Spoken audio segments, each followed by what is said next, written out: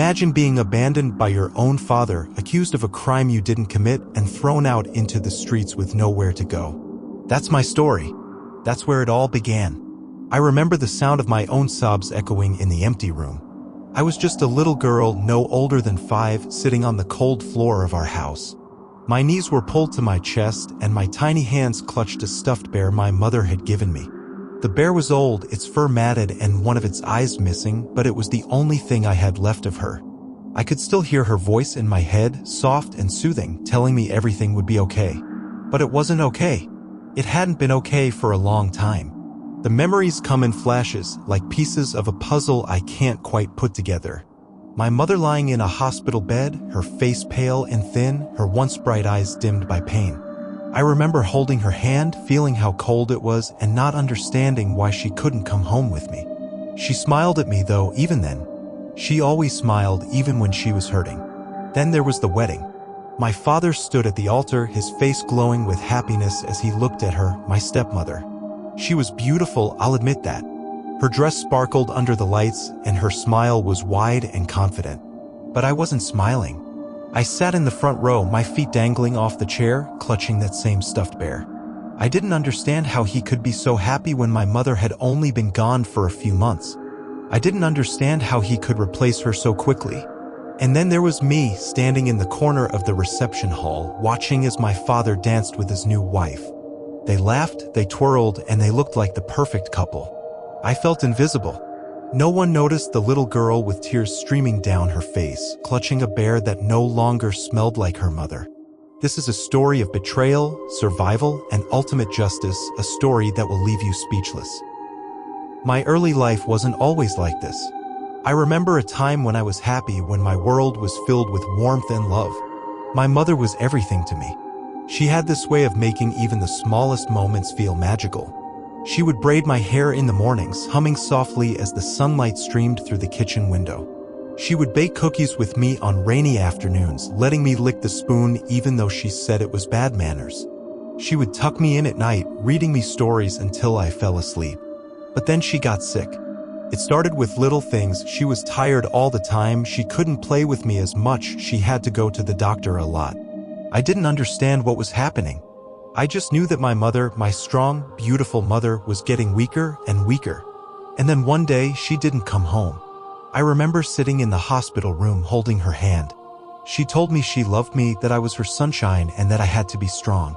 I didn't want to be strong. I wanted her to stay. But she didn't.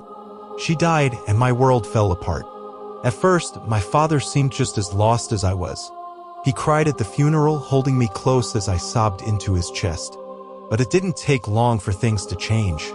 I started noticing little things, how he was always on the phone, how he would leave the house late at night, how he stopped talking about my mother. And then one day he introduced me to her. "This is Claire," he said, smiling in a way I hadn't seen since my mother died. "She's going to be a part of our family now." Claire, my stepmother. She was everything my mother wasn't. Where my mother was gentle and kind, Claire was sharp and demanding. Where my mother made me feel loved, Claire made me feel small. And she didn't come alone. She brought her children, Nicole, Kyle, and Chase. They were older than me, louder than me, and they didn't like me any more than I liked them. When they moved in, it was like my mother had never existed. Her pictures were taken down, her things were packed away, and her name was never mentioned again. The house, which had once been filled with her warmth, became cold and unfamiliar, and I was no longer the center of my father's world. That place belonged to Claire and her children now. At first, I tried to be good. I thought if I was good enough, if I worked hard enough, my father would notice me again. But no matter what I did, it was never enough. Claire made sure of that. She would find reasons to punish me, reasons to make me feel like I didn't belong. If Nicole broke something, I was blamed. If Kyle got into trouble, it was somehow my fault. And Chase was the worst. He would tease me, call me names, and laugh when I cried. My father didn't see any of it. Or maybe he did and he just didn't care. He was too busy with his new family, too busy pretending that everything was perfect. He never came to my school events, never asked about my grades, never noticed when I tried to show him the drawings I made. But he was always there for them. He went to Nicole's dance recitals, cheered at Kyle's football games, and helped Chase with his science projects. I was invisible, and yet I held on to the hope that one day things would get better. One day my father would see me again. One day he would remember that I was his daughter too. But that day never came. Instead, things only got worse. The bullying from my step-siblings became more intense. They would hide my things, call me names, and laugh when I cried. Claire would scold me for things I didn't do, and my father would just stand there, silent. I started to feel like I didn't belong in my own home. But the worst part wasn't the bullying or the punishments. The worst part was the loneliness. I missed my mother so much it hurt. I would lie in bed at night, clutching that old stuffed bear, and whisper to her, hoping she could hear me. I would tell her about my day, about how much I missed her, about how much I needed her. But she never answered. And so I learned to survive. I learned to keep my head down, to stay out of the way, to hide my tears. I learned that no one was going to save me, that I had to save myself. But even then, I never stopped hoping. I never stopped believing that one day things would change. One day I would find a way out. One day I would find justice. I was 15 when it happened. It was a quiet evening, and I was sitting at my desk working on a history assignment. My room was small and plain, but it was the only space in the house that felt like mine. I had a few drawings taped to the walls, a stack of books on the corner of my desk, and my old stuffed bear sitting on the bed. It wasn't much, but it was enough to make me feel like I had a little piece of myself in a house that didn't want me. I was deep in thought, trying to finish an essay when the door slammed open. I jumped, my pencil falling from my hand. Claire, my stepmother, stormed in, her face red with anger. She was holding a piece of paper in one hand and pointing at me with the other. "You little thief," she screamed, her voice shaking the walls. "How dare you steal from this family?" I froze, completely confused. "What are you talking about?" I asked, my voice trembling. "Don't play dumb with me," she snapped. "The money from the safe is gone, and Nicole found this in your room." She held up the piece of paper, which I recognized as a receipt for a deposit slip. I had no idea how it got there. Before I could say anything, Nicole appeared in the doorway, smirking. "I saw her sneaking around the safe last night," she said, her voice dripping with fake concern. I didn't want to believe it, but then I found that in her room. "That's not true," I shouted, standing up. "I didn't take anything. I don't even know the combination to the safe." But it didn't matter what I said. Claire wasn't listening. She turned to my father, who had come upstairs to see what the commotion was about. "You see," she said, her voice full of fake outrage, "this is what happens when you let her stay here. She's nothing but trouble." My father looked at me, his face cold and hard. "Is this true?" he asked, his voice low. "No," I cried, tears streaming down my face. "I didn't do it. I swear." But he didn't believe me. He didn't even hesitate. "You're a disgusting thief," he said, his words cutting through me like a knife. "I don't want you in this house anymore." I couldn't believe what I was hearing. "Dad, please," I begged, my voice breaking. "I didn't do it. You have to believe me." But he didn't. He turned his back on me, and Claire grabbed my arm, dragging me out of the room. "Get your things and get out," she said, her voice cold. "You're not welcome here anymore." I packed a small bag with shaking hands, grabbing only what I could carry. My father didn't say a word as I walked out the door. The last thing I saw was Nicole standing at the top of the stairs, smiling as if she had one. I walked down the street, the cold night air biting at my skin. I didn't know where to go or what to do. I was scared, hurt, and completely alone. I found a bus stop and used the little money I had to buy a ticket to my grandparents' house. As the bus pulled away, I stared out the window, tears streaming down my face. I didn't know what the future held, but I knew one thing for sure. I would never forgive them for what they did to me. When I arrived at my grandparents' house, it was late at night. I stood on their porch, shivering and clutching my bag, unsure if I should knock. But before I could decide, the door opened, and my grandmother stood there, her face filled with concern. "Sweetheart, what happened?" she asked, pulling me into a hug. I broke down, sobbing into her shoulder as she held me close. My grandfather came to the door, his face dark with anger when he heard what had happened. "They threw you out," he said, his voice shaking. "Over a lie? I'll take care of this." The next morning, my grandfather called a lawyer to start the process of gaining custody of me. My grandmother made me breakfast, sitting with me at the table and holding my hand as I told her everything. They didn't judge me, didn't question me. They just listened and made me feel safe. Over the next few months, my life began to change. My grandparents helped me transfer to a new school where I didn't have to worry about Nicole or her lies. They paid for therapy, helping me work through the pain and anger I had been carrying for so long. For the first time in years, I felt like I could breathe. On my 16th birthday, they threw me a party. It wasn't anything fancy, just a small gathering with a cake and a few presents. But it was more than I had ever gotten from my father. They gave me a car, a little used one, but it was mine. I couldn't stop crying. For the first time in a long time, I felt loved. I started focusing on my education and my art, pouring all my energy into building a future for myself. My grandparents supported me every step of the way, cheering me on at every milestone. My life with them was everything my life with my father wasn't. It was safe, it was happy, and it was mine. 5 years later, I was sitting in the living room with my grandparents when there was a knock at the door. My grandmother opened it, and there they were, my father and Claire. They looked different, older, and worn down. My father's face was pale, and Claire's eyes were red from crying. "We need to talk to her," my father said, his voice shaky. I stood up, crossing my arms. "What do you want?" I asked, my voice cold. "We're sorry," Claire said, tears streaming down her face. "We made a mistake. Please, come back home." I laughed, the sound bitter. "You want me to come back? After everything you did to me?"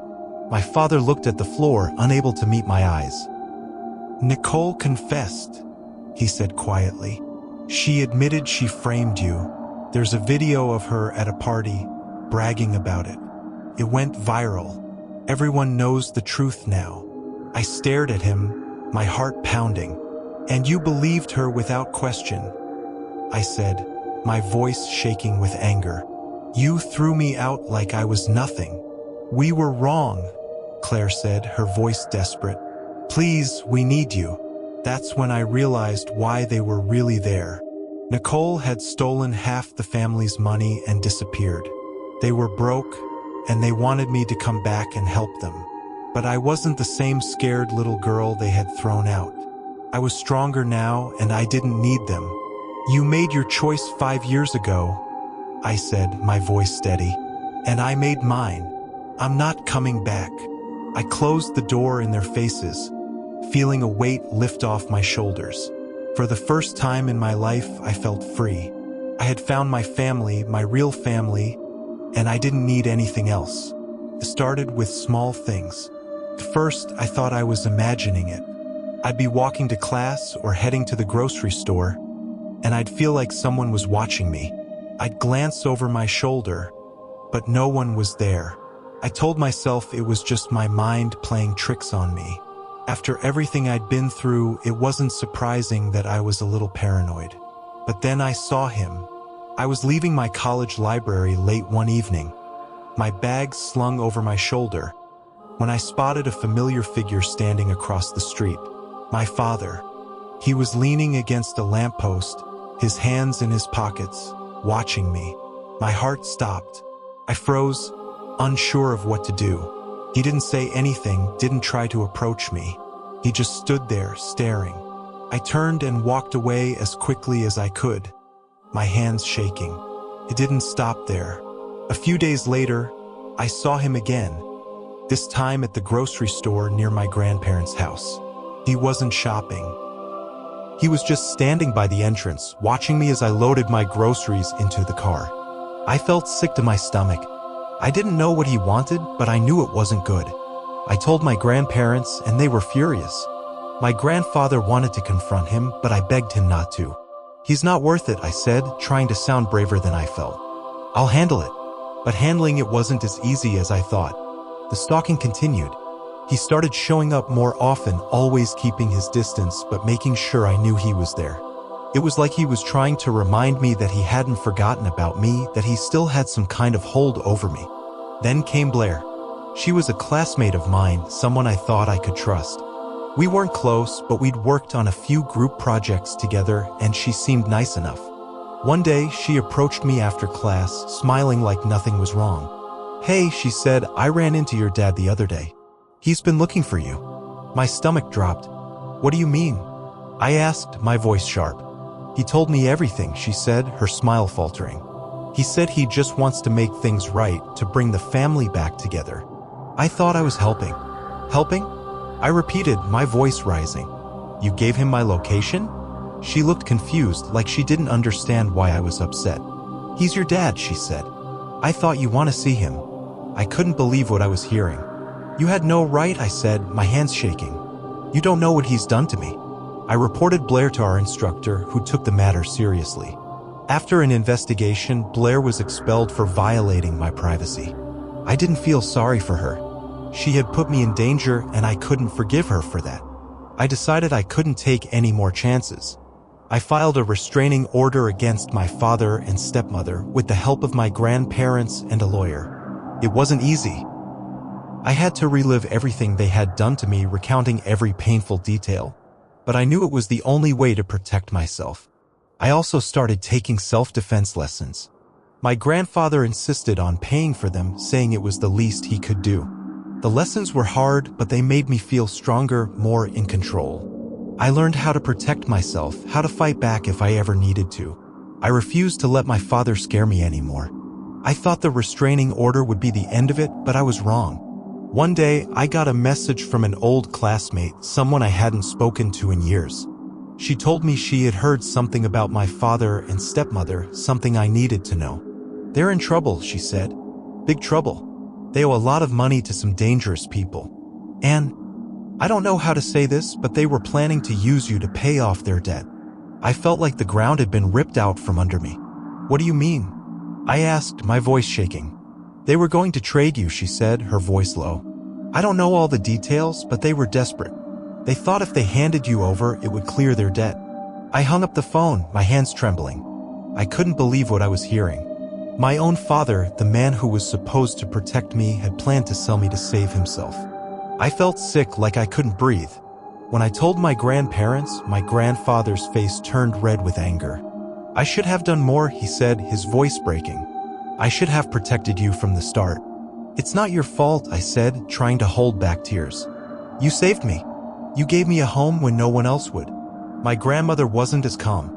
She picked up the phone and called my father, her voice shaking with rage. "How dare you?" she shouted. "How dare you do this to her? You're a disgrace. Don't you ever come near her again." We decided to gather as much evidence as we could. My grandfather hired a private investigator who uncovered proof of my father and stepmother's debt and their connection to some very dangerous people. We also found messages between them, discussing their plan to use me as a way out. It was hard, going through all of it, but I knew it was necessary. We were preparing for a legal battle, one that would finally hold them accountable for everything they had done. I wasn't the scared little girl they had thrown out anymore. I was stronger now, and I was ready to fight our case. I felt a sense of determination I hadn't felt in years. This wasn't just about me. It was about making sure they couldn't hurt anyone else. It was about standing up for myself and proving that I was worth more than they had ever given me credit for. The road ahead wasn't going to be easy, but I wasn't afraid. I had my grandparents by my side, and I knew I wasn't alone. For the first time in a long time, I felt like I was in control of my own life, and I wasn't going to let anyone take that away from me. The courtroom was silent, the kind of silence that made every sound seem louder. The shuffle of papers, the creak of a chair, even the faint hum of the air conditioning felt deafening. I sat at the plaintiff's table, my hands clasped tightly in my lap. My grandparents were beside me, their presence a steady source of comfort. Across the room, my father, stepmother, and Nicole sat with their lawyer. They wouldn't look at me, but I could feel their tension. This was the day everything would come to light. When the judge called my name, I stood up, my legs trembling slightly. I walked to the stand, my heart pounding in my chest. I had spent weeks preparing for this moment, going over every detail with my lawyer, but nothing could have prepared me for the weight of the room's eyes on me. I took a deep breath, swore to tell the truth, and sat down. My lawyer began by asking me to explain what had happened. I started from the beginning, my voice steady but filled with emotion. I told the court about my mother, how she had been my whole world, and how everything changed after she died. I described how my father had married Claire, how she and her children had made my life miserable, and how my father had turned his back on me. I spoke about the false accusation, how Nicole had planted the receipt in my room and lied about seeing me near the safe. I explained how my father had believed her without question, calling me a thief and throwing me out of the house. My voice cracked as I described walking alone at night, scared and crying, with nowhere to go. Then I presented the evidence. My lawyer handed the judge copies of the restraining order, the private investigator's report, and the messages we had uncovered between my father and stepmother. The messages were damning, showing their plan to use me to pay off their debts. The courtroom murmured as the judge read them, the weight of the betrayal sinking in. When it was Claire's turn to testify, she tried to play the victim. She cried, saying she had only ever wanted to help me, that she had been overwhelmed by the stress of raising a blended family. But the evidence didn't lie. My lawyer pointed out the inconsistencies in her story, and the judge wasn't buying it. Claire's tears turned to anger, and she became hysterical, shouting that it wasn't her fault, that she had done nothing wrong. The bailiff had to escort her out of the courtroom as she screamed and cried. Then came the moment I had been waiting for. Nicole was called to the stand. She looked nervous, her usual confidence gone. Under pressure from the evidence and the questioning, she finally broke down. I did it, she admitted, her voice barely above a whisper. I planted the receipt. I lied about seeing her near the safe. I just wanted to teach her a lesson. Her confession was like a weight lifting off my shoulders. For years, I had carried the burden of their lies, and now the truth was finally out. The courtroom was silent as Nicole's words hung in the air. My father's face was pale, his hands gripping the edge of the table. He looked like a man who had just realized the full extent of his mistakes. The judge didn't hold back. Claire and Nicole were sentenced to prison for fraud, harassment, and conspiracy. My father, while not directly involved in the false accusation, was placed on probation for his role in the harassment and forbidden from contacting me ever again. As the gavel came down, I felt a sense of justice I hadn't felt in years. They were finally being held accountable for what they had done. Life after the trial was different. For the first time in years, I felt free. The weight of my past no longer hung over me like a dark cloud.